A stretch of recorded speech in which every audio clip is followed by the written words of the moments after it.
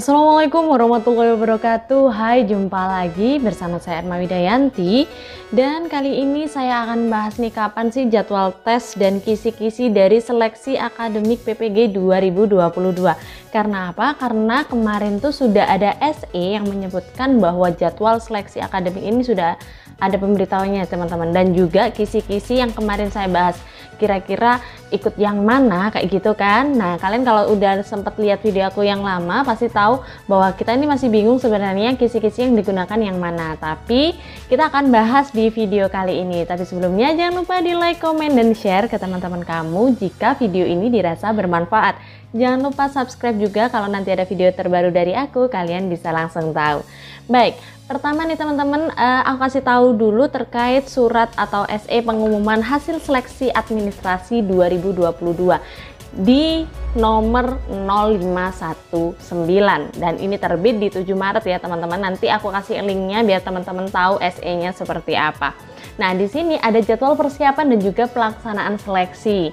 Jadi teman-teman, bagi teman-teman yang sudah lulus administrasi kemarin bisa langsung cetak kartu di tanggal 12 sampai 13 Maret. Dan nantinya akan ada koordinasi peserta dan pengawas serta instalasi mandiri oleh peserta itu ada di tanggal 14. Nantinya akan ada uji coba, jadi kalian tenang aja.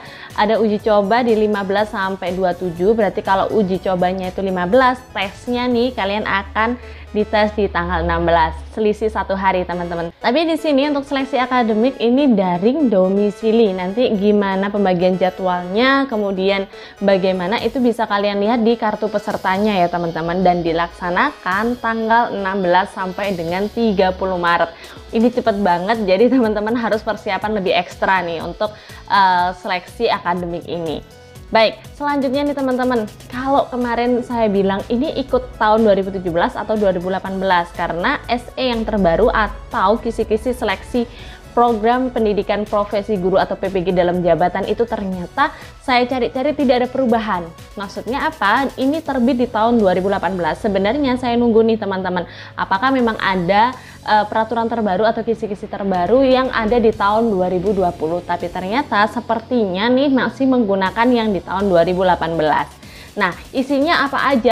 Jadi yang pertama adalah penjaringan bakat dan minat. Tapi ingat teman-teman, di sini teman-teman adalah sebagai guru. Berarti bakat dan minatnya di sini ada pencapaian pembelajaran, yaitu yang pertama, kemampuan penalaran dan pemecahan masalah. Biasanya ini ada di kondisi kelas. Nanti teman-teman akan ditampilkan nih soal-soal dengan cerita tentang kondisi di kelas. Bagaimana teman-teman bisa mengatasinya. Kemudian perlakuan terhadap siswa, ini juga harus penting teman-teman, harus diadaptasi ya, bagaimana teman-teman bersikap sebagai seorang guru. Kemudian kemampuan penyesuaian diri, ini juga akan ada studi kasus dari soalnya, biar nanti teman-teman itu bisa bagaimana sih cara penyesuaian diri yang baik sebagai seorang guru. Yang kedua adalah minat. Jadi di sini minat itu dibagi jadi dua teman-teman. Minat terhadap profesi tertentu dan minat terhadap tugas-tugas spesifik guru. Jadi biasanya ada studi-studi kasus di mana soalnya cerita bagaimana minat kita nanti diukur di sana, keterlibatan dalam bidang pendidikan, kemudian biasanya lebih komunikasi sama keterlibatan guru sih di situ. Selanjutnya di sini ada TPA atau tes potensi akademik, dan ini hampir sama dengan TPA yang lain. Kalau teman-teman lihat di subkompetensinya itu ada hubungan kata, ada analisis, ada logis. Itu untuk verbalnya ya. Kemudian kalau di verbal ini biasanya kayak hubungan analogi itu yang paling sering keluar teman-teman. Kalau numerik itu biasanya ada deret dan aritmatika, ini jelas deret-deret per satu angka, pola-pola angka kayak gitu. Nantinya mungkin aku akan bahas beberapa soal sih terkait TPA ini buat bantu teman-teman untuk belajar kayak gitu. Nah, di situ juga ada figural teman-teman, hubungan bentuk dan serial. Nah, kalau figural ini biasanya kan ada pencerminan, kemudian gimana bentuk ini digeser dan sebagainya. Kemudian untuk serial biasanya ini posisi. Jadi kayak ada gambar-gambar gitu, kalian harus menentukan ini posisi berikutnya seperti apa. Nah, kalau yang keempat ini hubungan kata biasanya lebih ke analogis ya. Nah, selanjutnya nih yang pasti ada di tes PPG adalah pedagogik. Ya, baik teman-teman. Intinya kalau teman-teman di sini sudah sebagai guru, karena panggilannya adalah sebagai guru nih, semuanya dalam jabatan, saya rasa udah nggak sulit-sulit lagi mengimplementasikan. Hanya saja teman-teman butuh untuk bagaimana latihan soal aja yang lebih banyak ya teman-teman, karena biasanya implementasinya itu dibuat sedikit mirip-mirip, sedikit rumit gitu soal-soalnya, tetapi pada dasarnya teman-teman bisa mengatasinya. Yang jelas di sini adalah mulai dari merencanakan pembelajaran. Jadi jangan lupa apa itu indikator, tujuan, kemudian hubungannya seperti apa, KKO harus tahu ya teman-teman. Kemudian bagaimana menetapkan materi, prosesnya, sumbernya, evaluasinya seperti apa. Nah, di sini juga ada melaksanakan pembelajaran. Kalau melaksanakan pembelajaran ini biasanya teman-teman akan dibuat studi kasus lagi nih. Jadi misalnya Pak Hendra sedang bla bla bla bla bla, nanti ada studi kasus di situ. Bagaimana perwujudan dari suasana dan proses pembelajaran itu terjadi. Baik, yang ketiga itu adalah menilai dan mengevaluasi pembelajaran. Biasanya di sini teman-teman harus tahu terkait macam-macam penilaian. Jadi ada macam penilaian otentik itu seperti apa, terus bagaimana seorang guru bisa menerapkan 3 ranah penilaian, yaitu pengetahuan, keterampilan, dan sikap. Kemudian bagaimana mencermati RPP-nya ini sesuai apa enggak sih, kayak gitu. Kemudian di sini juga menggunakan hasil penilaian untuk meningkatkan kualitas pembelajaran. Biasanya teman-teman di evaluasi itu selalu ada bagaimana dia ada remedial dan pengayaan, tapi dibentuk dalam suatu cerita kayak gitu.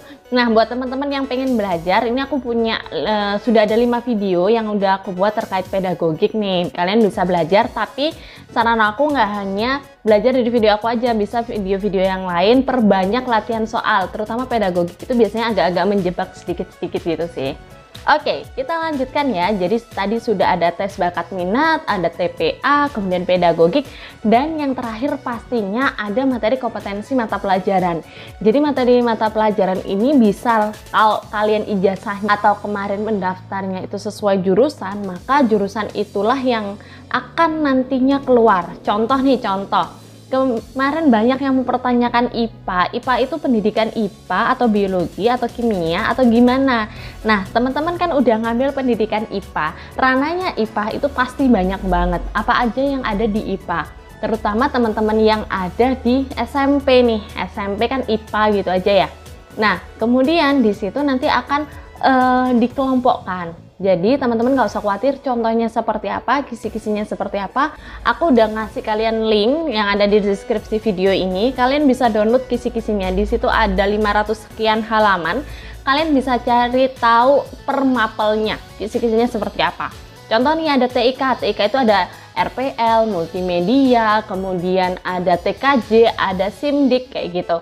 Nah, itu satu ranah, satu rumpun. Jadi kalau satu rumpun itu wajib dipelajari semua ya teman-teman. Nah, kayak gitu teman-teman. Oke, insya Allah nanti aku akan buatkan beberapa soal terkait TPA mungkin, atau juga terkait kompetensi yang TIK khususnya. Tapi teman-teman bisa cari video-video lain untuk latihan soal. Perbanyak latihan soal agar kalian bisa memanajemen waktu dan juga belajar untuk bagaimana mengerjakan soal itu sendiri. Semoga sukses di seleksi akademik PPG 2022. Oke, itu aja dari aku. Terima kasih. Semoga video ini bermanfaat. Tunggu video aku selanjutnya. See you. Assalamualaikum warahmatullahi wabarakatuh.